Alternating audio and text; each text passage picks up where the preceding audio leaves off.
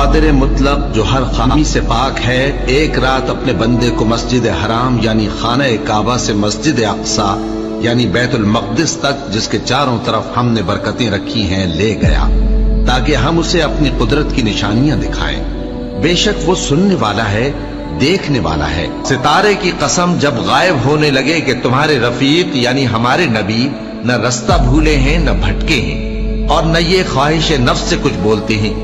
یہ قرآن تو ایک وحی ہے جو ان کی طرف بھیجی جاتی ہے، ان کو نہایت قوت والے نے سکھایا یعنی جبرائیل نے جو طاقتور ہیں۔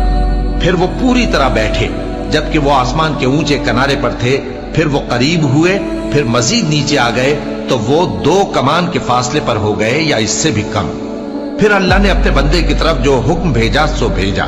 جو کچھ انہوں نے دیکھا ان کے دل نے اس کو جھوٹ نہ جانا۔